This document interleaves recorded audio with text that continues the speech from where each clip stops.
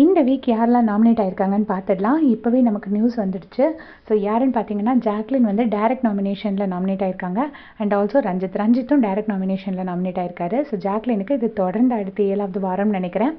அப்புறமா பார்த்தீங்கன்னா, சிவா, அன்ஷிதா, நம்ம சாச்சம்மா தேவியும் நாமினேஷனில் இருக்காங்க. அடுத்ததாக ஆனந்தி, ராயன், அப்புறம் சத்யா, விஜய் விஷால், மஞ்சரி. ஸோ சத்யா போகிறதுக்கான நிறைய சான்சஸ் இருக்குது. மஞ்சரி போக மாட்டாங்கன்னு நினைக்கிறேன்.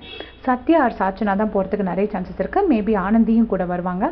ஸோ மொத்தமாக 10 பேர் நாமினேட் ஆயிருக்காங்க. இந்த 10 பேரில் யார் வெளியே போவாங்கன்னு நினைக்கிறீங்க, யார் வெளியே போகணுன்னு நினைக்கிறீங்கன்னு மறக்காமல் நீங்கள் எனக்கு கமெண்ட்ஸில் சொல்லிவிடுங்க.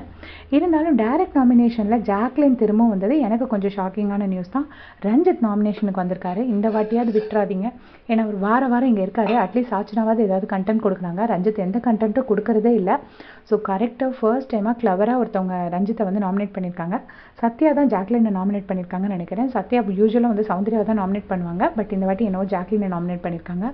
அண்ட் இதில் ஒரு முக்கியமான பார்ட் என்ன அப்படின்னு பார்த்தீங்கன்னா, முத்துக்குமரனும் சௌந்தர்யாவும் நாமினேஷனில் இல்லை. ஸோ இந்த வாட்டி ஓட்டிங் எப்படி இருக்குது, எப்படி எல்லாருக்கும் ஓட் கிடைக்குதுங்கிறத பற்றி நமக்கு ஒரு கிளியர் பிக்சர் கிடச்சிரும் அப்படின்னு நான் நினைக்கிறேன். ஏன்னா முக்கால்வாசி ஓட்ஸ் இவங்க 2 பேர்த்துக்கே போயிடும்.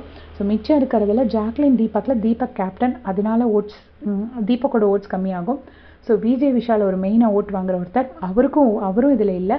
ஸோ மிச்சம் எல்லாரும் எப்படி வராங்க, ஓட்டிங்கில் எப்படி வராங்கங்கிறது நமக்கு இந்த வாட்டி ஒரு கிளியர் பிக்சர் கிடைக்கும்னு நினைக்கிறேன். தேங்க்ஸ் ஃபார் வாட்சிங்.